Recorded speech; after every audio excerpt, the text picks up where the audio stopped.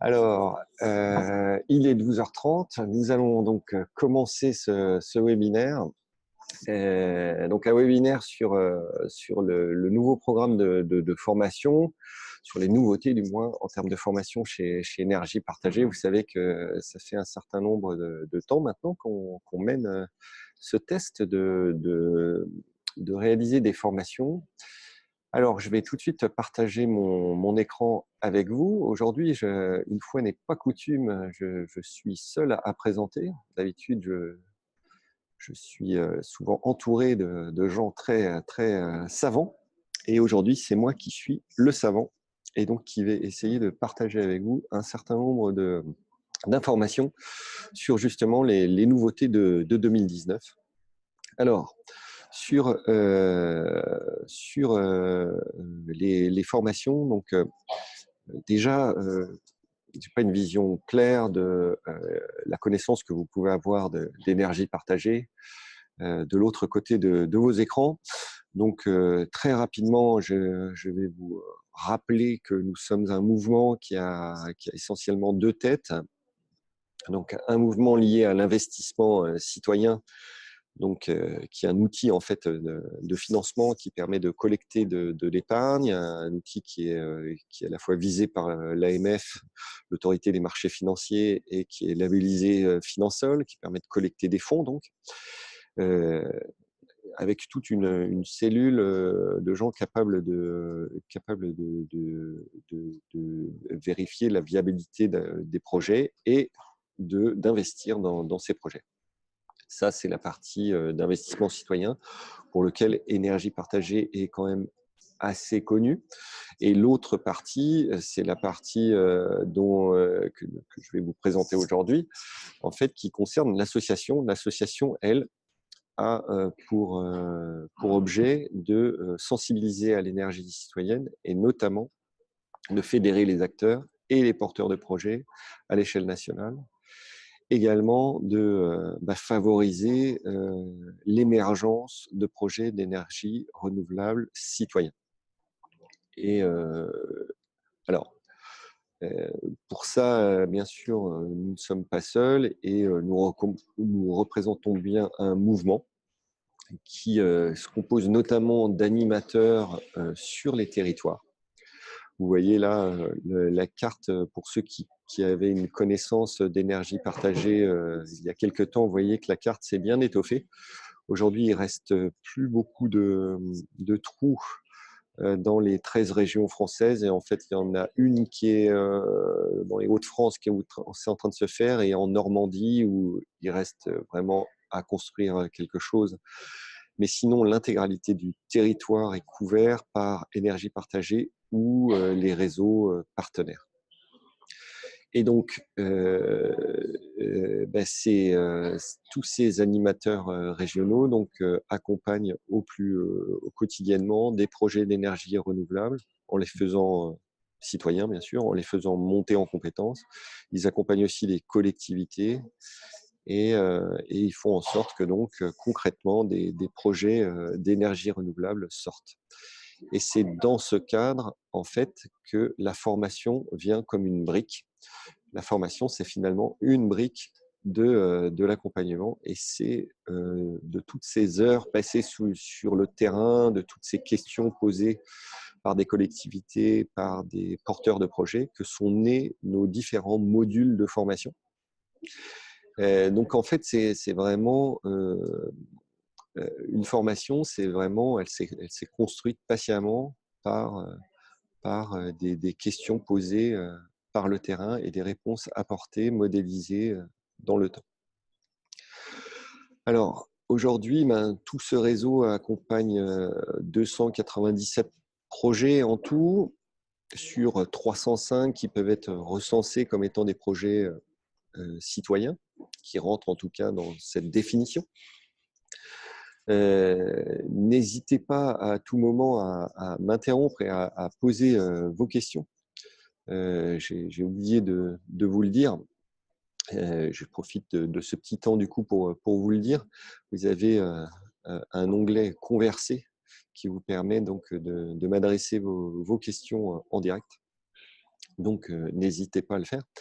Donc, sur ces 297 projets accompagnés par le mouvement et non pas la mouvement, on s'aperçoit en fait que on voit que ça touche quand même près de 11 000 personnes, que c'est hétérogène suivant les régions et que en particulier quand on a un réseau régional existant, une région qui est dynamique et qui est un peu à l'initiative et en plus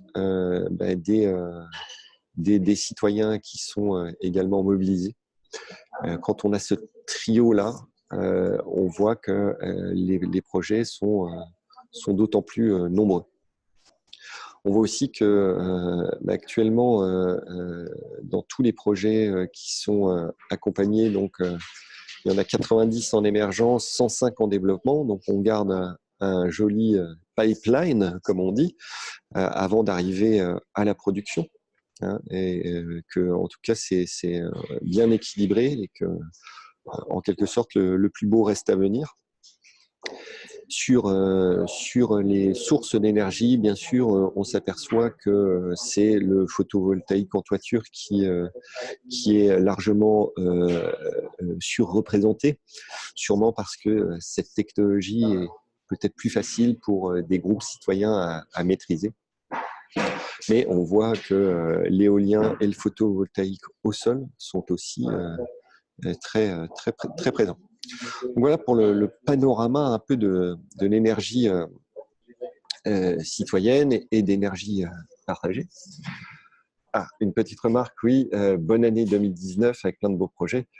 Alors effectivement, j'ai peut-être oublié de vous souhaiter mes vœux. Donc, je le fais tout de suite avant de passer dans le vif du sujet.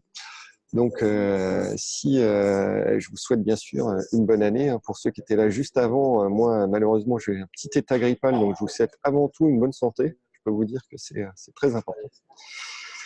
Et donc, n'hésitez pas, comme ça vient d'être fait par Christophe, envoyer vos remarques, vos questions pour m'interrompre le cas échéant si vous me trouvez un peu trop rapide.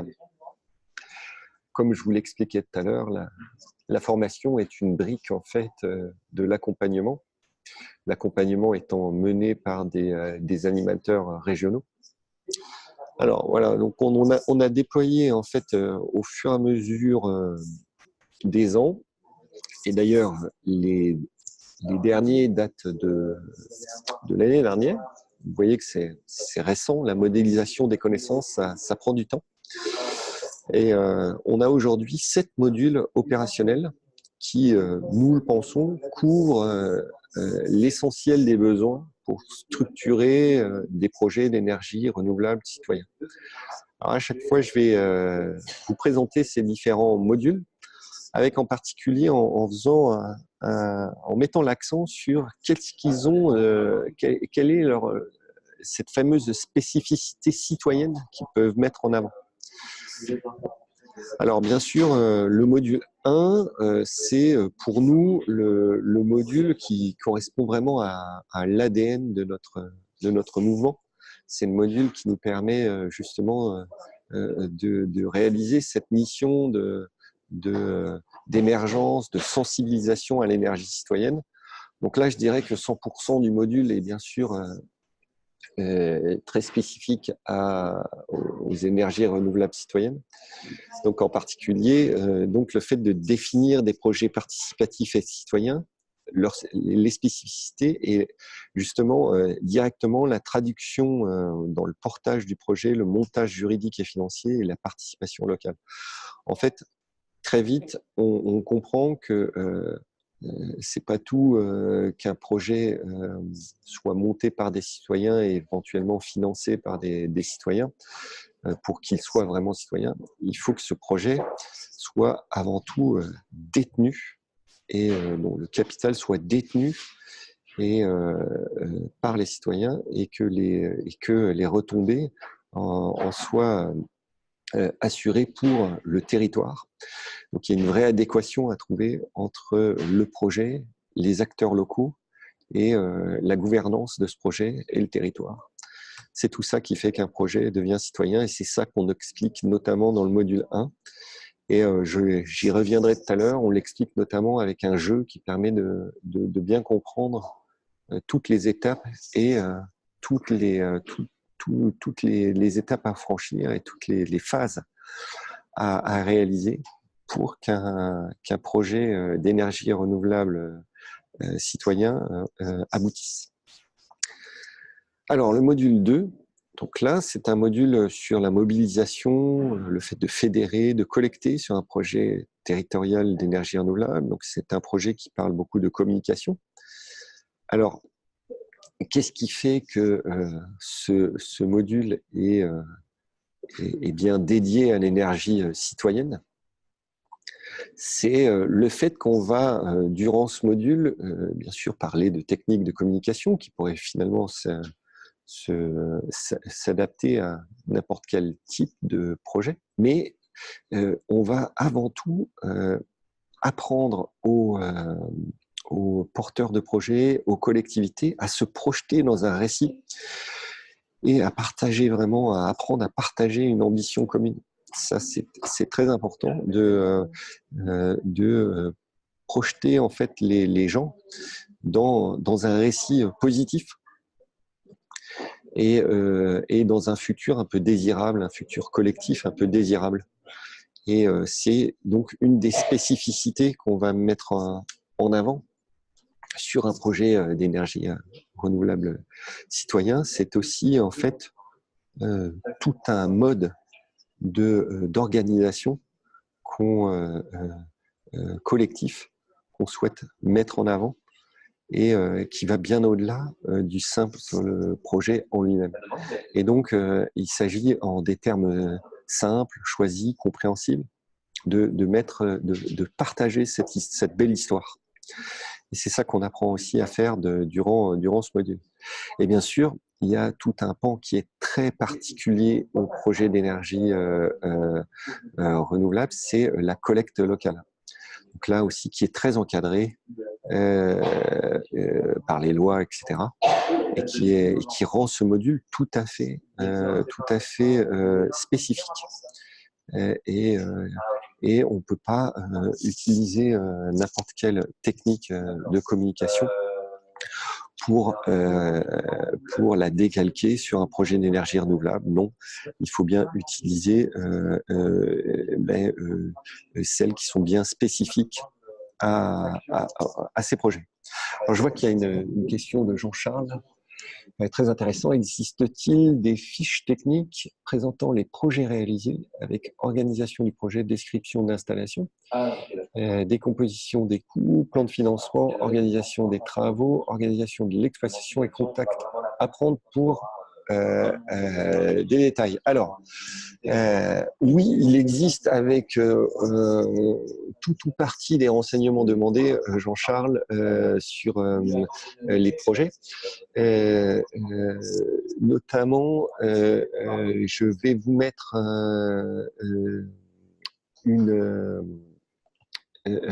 un lien vers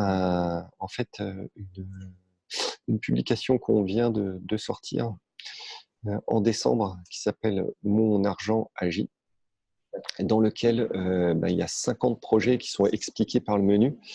Et hop, je vous mets le lien ici, et qui vous donne à peu près tous les renseignements que vous attendez là. Donc voici pour les deux premiers modules. Je reviens au fil de ma présentation.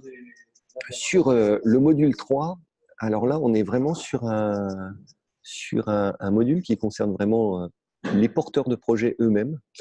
Donc là, tous nos modules sont d'habitude multi-publics, c'est-à-dire qu'ils peuvent s'adresser à la fois à des porteurs de projets, à des collectivités, à des professionnels.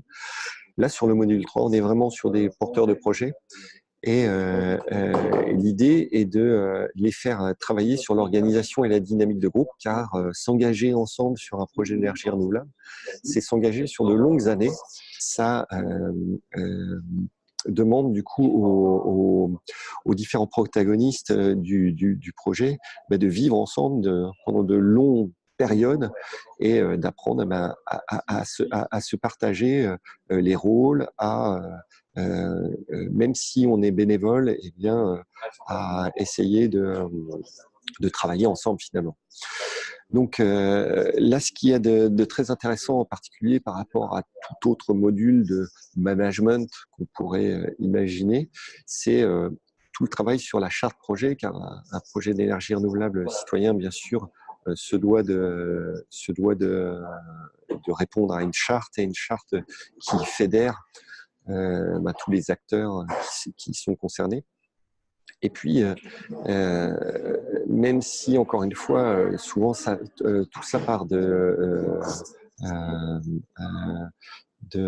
porteurs de projets bénévoles, eh bien, il faut savoir quand même entrer en mode projet, c'est-à-dire produire, et tout en prenant soin du groupe.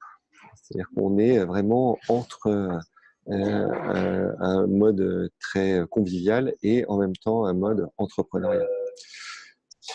Pour le module 4, là, on est clairement aussi comme le module 1, là, sa spécificité citoyenne ne fait aucun doute. Tout le module est dédié à ça, puisqu'on est sur un module de co-développement, à savoir comment soit reprendre la main sur un projet d'ENR de taille industrielle qui serait amené par un développeur privé, ou soit si c'est un développeur privé qui est à l'origine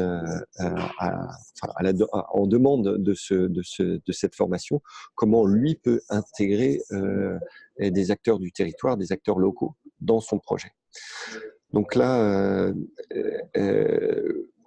justement, ce que je souhaitais mettre en avant dans les spécificités citoyennes du contenu, c'est identifier les intérêts et les limites du co-développement, réduction du risque, partage des retombées économiques et de la gouvernance. On est toujours sur ces idées-là. Donc sur ce module 4, bien sûr, tout le travail va consister à faire monter en compétences les porteurs de projets, qui soient collectivités et ou porteurs de projets collectifs citoyens, sur justement savoir valoriser un risque et partager, accepter un certain nombre avoir des leviers pour justement jouer sur ce risque et partager les retombées, accepter un partage des retombées économiques et de la gouvernance, mais à un point particulier qui fait qu'on garde ou non la maîtrise du projet. Voilà pour le module 4. Pour le module 5, donc choisir son projet, son modèle de projet au niveau de la stratégie juridique et financière. Donc là, on est clairement sur un aspect de montage juridique et donc de constitution du capital. Donc c'est un point clé dans la constitution d'un projet. Là, c'est plutôt quand on passe de l'idée à la réalisation. Là, il s'agit de monter vraiment la société de projet, ce qu'on appelle la SPV. Et donc, c'est des choix cruciaux qui vont s'effectuer, notamment en termes de gouvernance et de maîtrise du capital. Donc, on comprend bien que là, effectivement, on n'est pas dans un module juridique classique, mais qu'on va bien expliquer aux citoyens et aux acteurs locaux et aux professionnels comment garder la maîtrise du projet à travers le montage juridique et financier. Ensuite, sur le module 6, alors, n'hésitez pas bien sûr à m'interrompre et à poser vos questions si vous en avez. Sur le module 6, donc là, on est sur un module en fait qui va plus loin que le module 5 en fait de structuration financière. On est sur la partie de financement du projet d'énergie quand il arrive vraiment en fin de phase de développement. Donc là encore, il faut savoir modéliser l'économie d'un projet, et notamment ses aspects citoyens. C'est-à-dire que quand on s'impose de faire plus de retombées pour le territoire, quand on s'impose de faire un budget, par exemple pour l'animation ou pour la maîtrise de l'énergie, eh bien, tout ça a une conséquence directe dans les business plans et donc dans le plan de financement. Et bien sûr, il faut comprendre comment se créent ces business plans et quel impact ont les décisions citoyennes sur les business plans avant de pouvoir aller lever la dette bancaire notamment, quand le capital est constitué et quand l'ensemble des choses sont fixées. Alors, il s'agit aussi bien sûr de comprendre la stratégie des développeurs et des plateformes de crowdfunding pour pouvoir éventuellement avoir recours à du co-développement ou avoir recours à de la dette participative via une plateforme de crowdfunding. Enfin, le dernier module, c'est un module sur la concertation, car il ne faut pas penser que sous prétexte qu'un projet est mené par des acteurs du territoire et même des citoyens, ce projet ne va pas rencontrer d'opposition ni ne mérite doit s'exonérer d'une phase de concertation.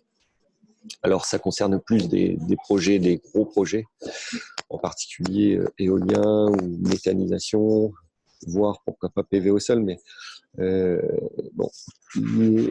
pour des projets de PV en toiture, l'opposition est souvent très faible.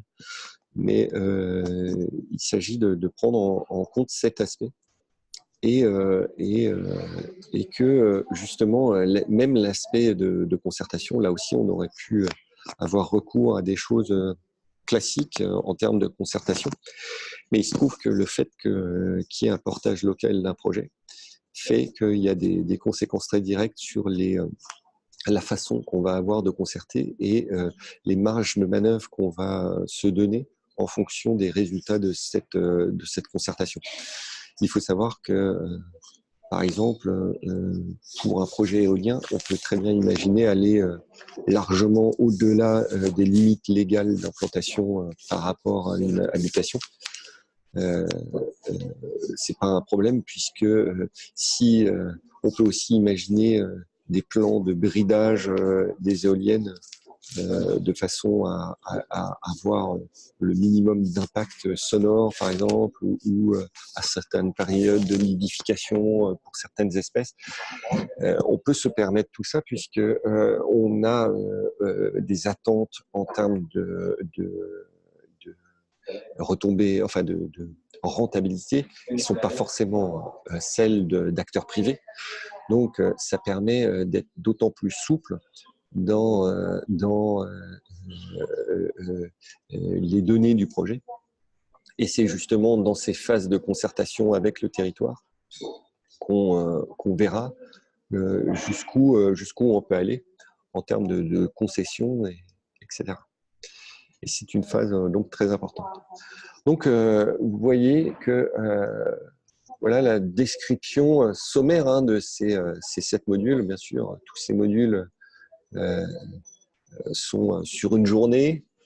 Donc, il y a beaucoup de contenu qui est donné. Alors, n'hésitez pas à me poser des questions si vous avez des questions sur tous ces modules. Aujourd'hui, par rapport aux phases d'un projet, donc on voit que les 7 modules couvrent à peu près l'intégralité des différentes phases qu'on peut connaître sur un projet d'énergie renouvelable en général. Alors, bien sûr, le module 1, qui est le module de découverte, que vous évoquiez tout à l'heure, est bien dans l'émergence. Après aussi, sur le module 2 qui est lié à la communication et le module 3, la coopération, c'est-à-dire la structuration du groupe, comment le groupe va vivre ensemble. Donc tout ça, c'est à la fois de l'émergence, mais aussi on communique et on vit ensemble sur l'intégralité de la durée de vie du projet. Donc c'est pour ça qu'on retrouve ces deux modules qui sont plus transversaux durant toutes les phases. Et puis on a 4 modules un peu plus techniques, un peu plus pointus, qui eux vont se concentrer en fait sur la phase de développement. C'est-à-dire le moment où on quitte l'émergence et on va rentrer dans le sérieux des études, commencer à structurer une société de projet, etc. Donc soit par le co-développement, le module 4, soit en créant sa société de projet, c'est le module 5, puis en s'intéressant à son financement, le module 6, et puis en concertant, c'est le module 7. Donc c'est bien sur la phase de développement. Combien de temps pour chaque module? Oui, je le disais, donc chaque module est en fait sur une journée. Alors on peut aussi imaginer qu'il y ait une journée d'apport théorique du module, puis une journée suivant l'intérêt du module, mais c'est très faisable sur les modules techniques, notamment 5 et 6, voire le module 2 aussi, de faire une deuxième journée, une journée d'application pratique sur des cas concrets en fait. Et donc, on peut très bien imaginer une deuxième journée sur le même thème, mais vraiment d'application concrète. Y a-t-il dans un module des éléments sur une éventuelle professionnalisation, la gestion concrète de sociétés de projet est-elle confiée à des salariés?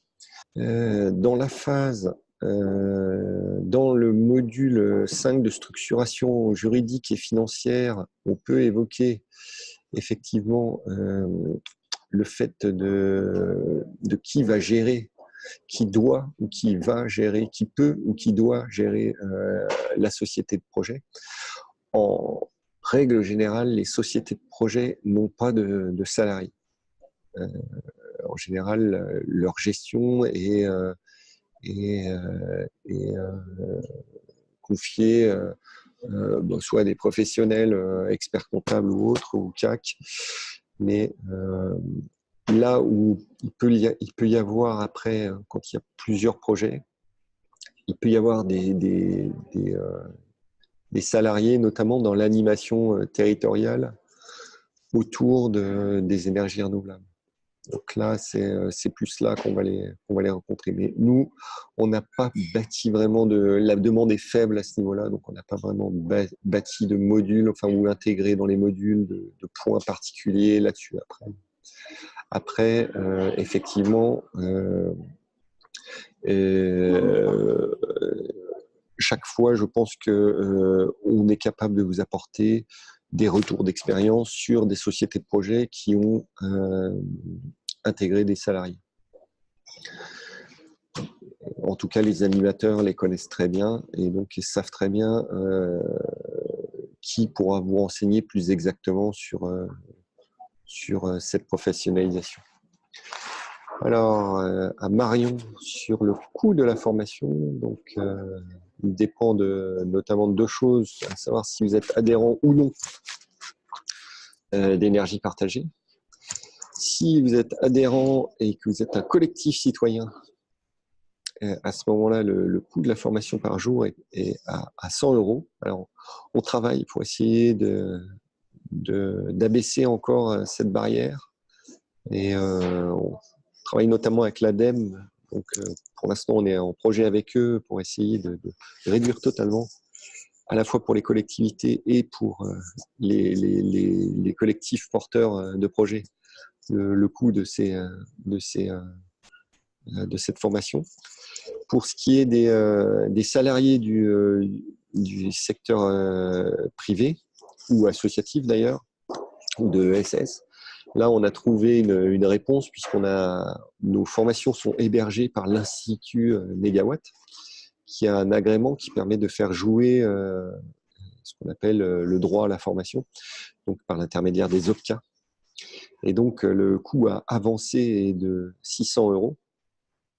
Mais ce coût est remboursé par donc, les OPCA. Pour les collectivités territoriales et professionnelles qui ne sont pas adhérents à énergie partagée, le coût est également de 600 € par journée de formation. Alors, donc pour le coût, donc c'est bien par personne. Alors, il est souvent inutile que l'intégralité d'un collectif aille à une même journée de formation. Il vaut mieux qu'il y ait un sachant qui va après diffuser le savoir plutôt que d'avoir tout un collectif sur une session. Après, si c'est vraiment nécessaire, on organise aussi ce qu'on appelle des sessions sur mesure. C'est-à-dire que là, on peut déplacer à un endroit et une date voulue des formateurs énergie partagée ou de réseaux régionaux, membres d'énergie partagée, pour faire une session sur mesure, donc sur un des modules que j'ai décrit. Et donc à ce moment-là, le coût est de 1 750 €, mais là pour tout le groupe. Donc c'est parfois plus avantageux de se former comme ça. Voilà. Les formations sont-elles les mêmes pour les élus des collectivités locales et pour les citoyens? Alors, la réponse est... alors, je vais vous donner 2 réponses. Dans le cadre d'une session collective, c'est personnellement c'est celle que chez Énergie Partagée, on préfère, parce que c'est les plus riches. La formation est effectivement la même pour les collectivités et pour les citoyens. Et cependant, nous avons bien les 2 vues qui sont présentées et les spécificités nécessaires qui sont présentées. Mais on aime beaucoup ça. Alors certes, ça paraît peut-être moins dédié, mais c'est très intéressant parce que au niveau des échanges qu'il y a entre stagiaires, entre participants à la formation, c'est très intéressant et ça permet que chacun comprenne le point de vue de l'autre. C'est donc très intéressant. Après, si une collectivité locale veut, et on sait le faire, avoir un point de vue unique, dédié pour elle, de son point de vue, c'est possible, nous l'avons fait, on a mené notamment en 2017, puis là on recommence, là on va certainement recommencer en 2019 des formations pour le CNFPT. Donc l'intégralité de ces 7 modules, on sait les adapter, enfin à part le module qui est dédié à la dynamique de groupe, où là ça touche vraiment aux porteurs de projets, et également celui sur la communication et la mobilisation financière, qui est là aussi un peu plus dédié au groupe porteur de projet. Mais en tout cas, pour tous ceux que c'est possible, nous savons adopter le point de vue unique d'une collectivité territoriale. Nous l'avons fait donc, et nous le faisons régulièrement. Combien de stagiaires par session? Donc nous, il faut que sur une session... alors sur une session sur mesure, donc ça c'est à la demande de ceux qui nous mandatent, qui nous demandent. Si c'est pour 5 personnes, on le fera. Alors après, c'est quand même, nous on remarque qu'un groupe vit bien, un groupe de formation, il vit bien entre 10 et 15. En dessous de 10, c'est un peu mort, et au-dessus de 15, c'est un peu compliqué.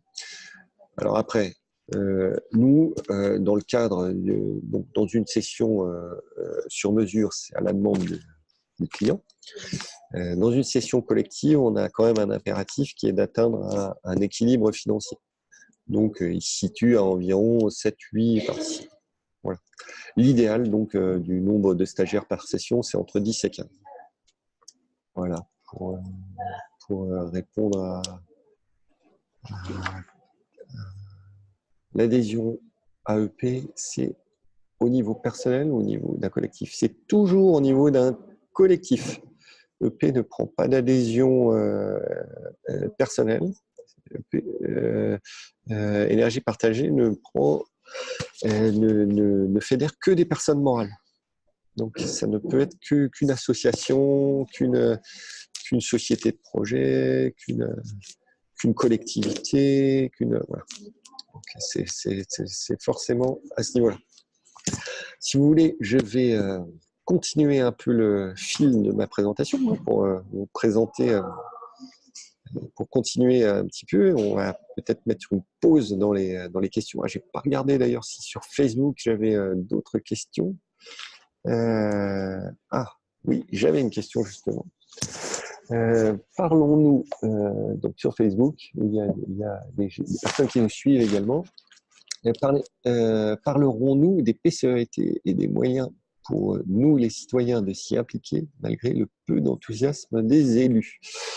Alors, on n'a pas dans nos formations, on n'a pas vraiment de formation sur les PCET, ni sur les SRADET d'ailleurs, au niveau régional. Pour la bonne et simple raison, c'est que là, aujourd'hui, théoriquement en tout cas, il me semble, sauf erreur, je ne suis pas spécialiste, mais il me semble que les PCET et les SRADET devraient être faits. Donc aujourd'hui, on ne peut plus trop agir dessus. En revanche, pour votre gouverne, sachez qu'à l'époque où c'était encore possible, nous avons édité un certain nombre de conseils envers les collectivités et les régions pour insuffler dans leur SRADET et leur PCET de l'énergie citoyenne et la consultation et toutes les initiatives citoyennes possibles. On l'a fait par l'intermédiaire de nombreux documents que nous avons diffusés l'an dernier, notamment.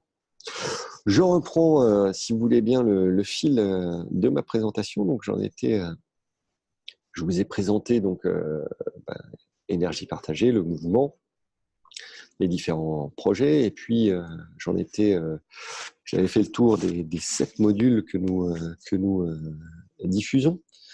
Je vous montrais justement par rapport aux différentes phases d'un projet d'énergie renouvelable, comment il pouvait s'inscrire.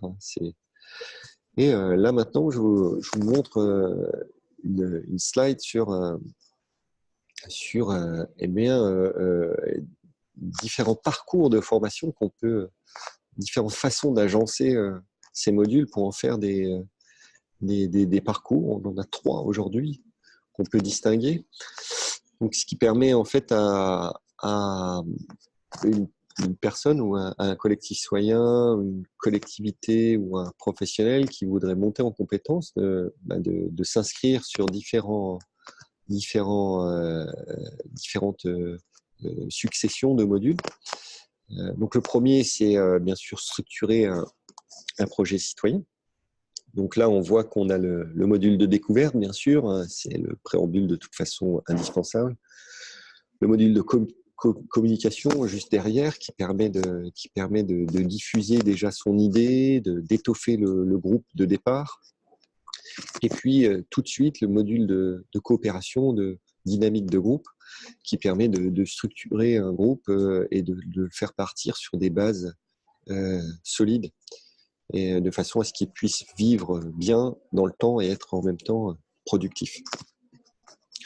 Puis alors, dès que l'idée commence à se structurer, que les premiers jalons concrets sont posés, après, eh bien, on peut rentrer dans le parcours 2, qui est le parcours de montage juridique et financier, avec d'abord le module 5 de structuration juridique et financière, qui permet donc de monter la société de projet, la SPV, qui sera le véhicule indispensable pour tout projet d'énergie renouvelable, et qui prendra des formes variées, qui soit une SAS ou une SIC, peu importe, mais en tout cas qui aura dans ses statuts, en son sein et dans son capital vraiment cet ancrage citoyen dans la structuration de son capital et les articles de ses statuts. Puis après, une fois que tout sera verrouillé au niveau de la société de projet, il s'agira et que le développement avancera. Après, il faudra passer sur le module 6 de financement et bien comprendre tous les ressorts du business plan et de comment passer de lever un capital à lever une dette. Et donc, et devenir un peu expert, ou du moins être suffisamment sachant pour comprendre un peu les propositions qui peuvent être faites par des professionnels. Et puis, après, il y a un parcours qui peut être un peu à part ou différent, ou en tout cas même venir par la suite. C'est mener plutôt des projets de taille industrielle, où là, on a regroupé les modules 4 et 7, donc 4 qui est, je vous le rappelle, sur le co-développement avec un acteur privé, et 7 la concertation, qui là aussi concerne des projets plutôt de grande taille, mais qui est très importante quand bien même le projet est citoyen. Alors, les contenus de ces... Je vois qu'il y a une question sur le fil de conversation.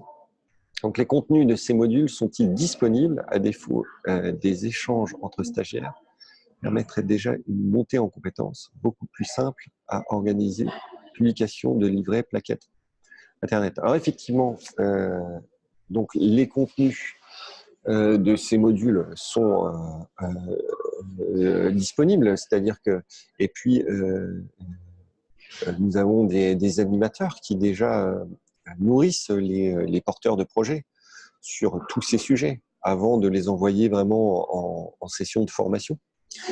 Donc effectivement, il y a tout un travail en amont et en aval après qui est fait. Il n'y a pas une journée de formation puis après il ne se passe plus rien. Hein, je le disais en préambule, la formation, elle vient comme une brique de l'animation, et donc il y a partout sur le territoire des animateurs dont c'est le quotidien que de suivre ces projets et de les conseiller. On a beaucoup d'outils aussi pour conseiller. On a par exemple un fil adhérent, un espace de discussion adhérent sur énergie partagée qui est très très actif, où les gens peuvent poser des questions très précises et où d'autres personnes vont répondre, etc. Sur ce qui est de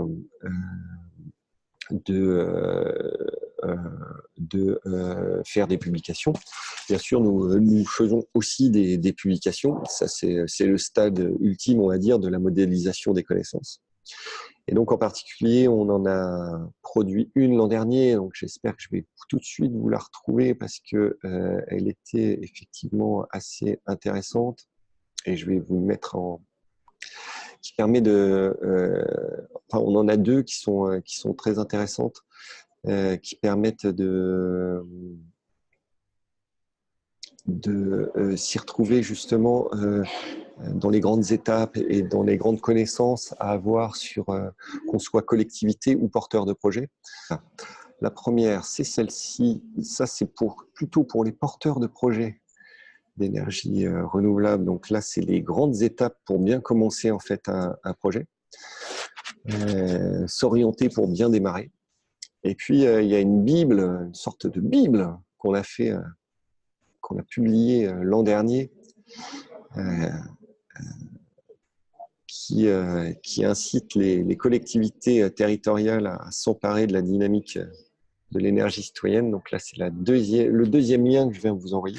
Donc les collectivités territoriales, parties prenantes des projets participatifs et citoyens d'énergie renouvelable. Donc là, vraiment, on retrouve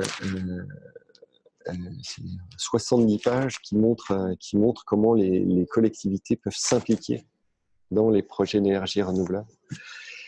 Et donc, alors bien sûr, ce guide n'empêche pas la montée en compétence des différents acteurs locaux. mais il y a déjà dans ce guide un certain nombre, beaucoup d'informations. Alors, je reprends le fil de ma présentation. Donc, je vous ai présenté les 7 modules de formation, je vous ai présenté comment ils pouvaient exister par rapport aux phases des projets. Je vous ai présenté les différents parcours de formation. Je voulais vous présenter maintenant quelque chose sur lequel on a beaucoup travaillé et qui est opérationnel en fait depuis cette année. L'an dernier, il y avait déjà un certain nombre de choses qui étaient opérationnelles, mais là, c'est finalisé. Ce sont des outils pédagogiques sur mesure, en fait, des outils ludiques qu'on a développés avec une société qu'on appelle une société de gamification. Le terme est un peu barbare, mais il s'agit en fait de réfléchir à comment on peut transmettre des savoirs importants, sérieux, par des modes qui sont ludiques et conviviaux.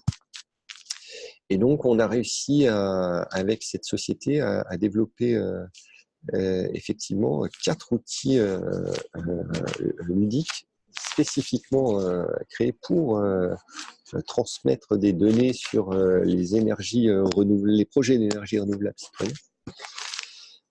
Et donc, ces outils ludiques, c'est bien sûr, moi pour en avoir vu fonctionner quelques-uns en présentation et en formation, et pour avoir vu ces mêmes formations sans les outils ludiques, je peux vous dire que c'est le jour et la nuit. C'est-à-dire que expérimenter plutôt que réciter, le geste et l'expérience plutôt que l'attentisme, c'est incroyable l'effet que ça fait sur un groupe de stagiaires.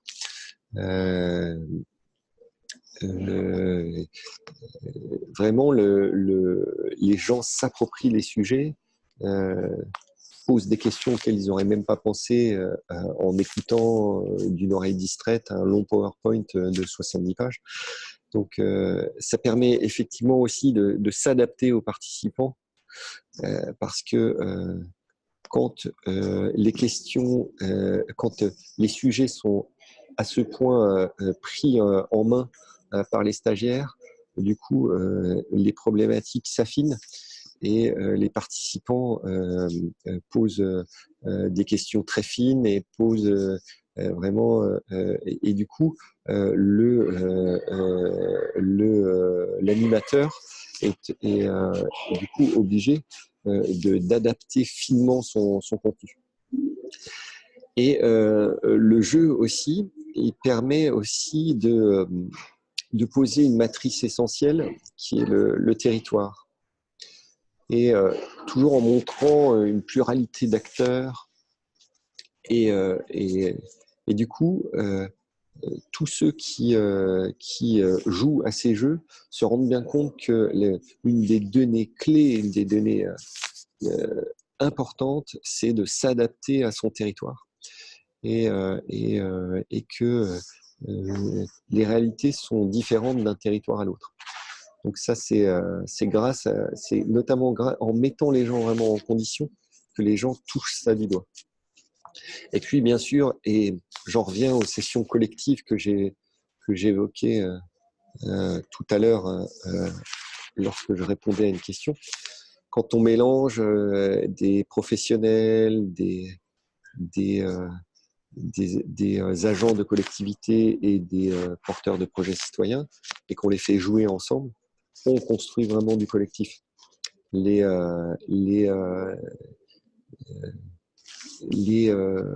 gens apprennent à se parler, à s'écouter, et ils posent vraiment les bases de ce qu'est un projet participatif et collectif. Et donc ça, c'est très intéressant. Et effectivement, c'est très adapté à ce qu'on souhaite faire passer. Alors, quels sont rapidement ces 4 outils ludiques? Je dis rapidement parce qu'effectivement, il me reste plus beaucoup de temps, 7 minutes. Donc, si vous avez, pendant que je décris rapidement ces 4 outils ludiques, si vous avez encore des questions à poser, n'hésitez pas à le faire. Mais en gros, sachez que nous avons développé une frise chronologique et thématique qui permet donc aux participants de voir quasiment l'intégralité des étapes et d'un projet d'énergie renouvelable citoyen, et de comprendre aussi toutes les spécificités du montage et du portage citoyen, et tout l'écosystème de professionnels et toutes les étapes à franchir. Ça permet d'avoir au moins une vue d'ensemble sur, et on l'utilise notamment dans le module 1, c'est même devenu vraiment une pierre angulaire du module 1 aujourd'hui, que ce jeu qui permet vraiment de bien comprendre toutes les spécificités, les étapes et toute l'aventure en fait qui va se présenter à ceux qui veulent faire un projet d'énergie renouvelable citoyen. Une cartographie des ressources à disposition et les contraintes d'un projet. Donc ça, ça permet en fait de faire un diagnostic entre le projet et toujours le territoire pour identifier les ressources, les contraintes et prendre la mesure de la diversité des parties prenantes. Donc, il peut être utilisé sur le module 1, mais en fait, on utilise surtout l'autre jeu. Et il est souvent utilisé il peut être utilisé aussi dans les modules où on a besoin d'un diagnostic projet qui soit une base concrète pour aller plus loin. Et notamment pour la communication et la concertation, c'est 2 choses très importantes. Donc, on peut utiliser cet outil pour poser un diagnostic projet et du coup, après, développer soit une stratégie de communication, soit une stratégie de concertation. Voilà. Ensuite, on a un jeu spécifiquement sur le financement du développement, qui est donc la phase clé d'un projet d'énergie renouvelable, quel qu'il soit, un citoyen ou non, mais citoyen aussi donc. Et donc, ce jeu, il permet notamment de comprendre, dans le cadre du module 4 et du module 6, donc du module de co-développement et du module de financement, de prendre conscience des arbitrages à faire entre la réduction des risques, le fait de conserver la maîtrise de la gouvernance et maximiser les retombées économiques. Tout ça, c'est des leviers à manipuler, et grâce à ce jeu, on s'en rend compte de façon très concrète, et on peut comprendre aussi plus facilement des concepts qui sont parfois un peu compliqués à saisir. Et enfin, dernier jeu. Là aussi, c'était dans l'objectif de rendre cette partie plus, le module, notamment de structuration juridique et financière, un peu plus digeste. Un jeu de rôle pour se rendre compte en fait de l'importance des choix, des enjeux juridiques dans le temps. Donc, ça permet de se mettre d'épouser différents rôles et de comprendre dans le temps en fait les conséquences que vont avoir telle ou telle décision prise sur le montage juridique. Voilà, tout ça, c'est des jeux qui ont été designés spécifiquement pour nos sujets, et qui sont donc utilisés le plus possible dans le cadre de nos sessions de formation. Voilà, donc alors je l'ai abordé très vite, il me reste 2 minutes, et vous l'avez bien compris, donc il y a 2 modes d'organisation pour les sessions de formation. Donc les sessions collectives dont je vous parlais tout à l'heure, qui sont hébergées par l'Institut Négawatt. Donc aujourd'hui, le mécanisme a un peu changé. Avant, on posait des dates avant de quitter, était possible d'avoir la présentation que tu viens de faire. Alors, je lisais en même temps une question. Oui, absolument. Je vous enverrai à tous et à toutes un compte-rendu de ce webinaire avec la vidéo du webinaire et ma présentation. Effectivement, le support, donc vous l'aurez. Alors, oui, j'en reviens aux sessions collectives, donc très rapidement.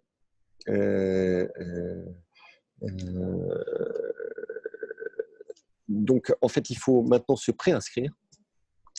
Les préinscriptions sont d'ores et déjà ouvertes sur notre site internet à la rubrique formation. Vous l'aurez un peu plus bas, l'adresse. Dès qu'on atteint le nombre de personnes requises, on lance un Frame-A-Date, on lance une consultation pour savoir quelle est la meilleure date de la session pour la session, et la session est ensuite programmée dans le planning pour accueillir éventuellement de nouveaux inscrits. Donc, pour l'instant, il y a une seule session. Toutes les modules, les 7 modules sont ouverts aux préinscriptions. Vous pouvez le faire dès aujourd'hui. Il y a pour l'instant un module mais qui est plein d'ailleurs, il faut que je m'en occupe, mais qui aura lieu le 24 janvier, le module 3, et qui est d'ores et déjà complet et qui est programmé, donc le 24 janvier. Et donc pour l'instant, toutes les sessions sont ouvertes à la préinscription. Donc je vous rappelle le prix, 600 € avec la possibilité donc d'être pris en charge par les OPCA pour les salariés du privé et de l'ESS. Pour les collectifs citoyens qui ne peuvent pas faire jouer leur droit à la formation, donc le prix est ramené à 100 €. Et comme je vous le disais, nous travaillons pour le plus vite possible, notamment avec l'ADEME, pour essayer de réduire les barrières financières pour les collectifs citoyens et les collectivités territoriales. Dès que nous aurons plus d'infos, nous vous tiendrons au courant. L'autre mode dont je vous parlais, c'est les sessions sur mesure. Donc les sessions, il est 13h30, donc il faut que je me dépêche. Donc là, on vend à un tiers organisateur une prestation de formation. Donc là, le prix d'une session d'une journée, c'est 1 750 €. C'est un forfait global. Donc, vous voyez que si 3 stagiaires d'une même structure, notamment une structure d'une collectivité, veulent se former, eh ben, il vaut mieux prendre cette formation. Dès 3 personnes, c'est plus avantageux. Voilà, sur Internet, donc, vous trouverez tous ces renseignements dans la partie donc, outils, formation et la rubrique détails et inscriptions. Alors, je vois qu'on me remercie pour la clarté de l'exposé malgré les attaques virales dont tu es victime. Merci beaucoup. Effectivement, je dois vous dire que j'ai un peu ramé. Coût adhésion à énergie partagée pour une association citoyenne. Alors là, le coût est variable en fonction de la taille. Donc là, il faudrait se rapprocher aller sur notre site internet et se rapprocher du contact association du contact. Et là, quelqu'un va pouvoir vous renseigner. J'ai pas la grille tarifaire en tête. Voilà, encore 1 minute si vous voulez si vous avez d'autres questions. Sinon, eh bien, il est temps de se dire au revoir et moi, il est temps de rejoindre ma couette pour me soigner. Donc, je vois que vous n'avez pas d'autres questions. Merci à tous pour avoir assisté à ce webinaire. Et je vous dis donc à très bientôt. Au revoir à tous.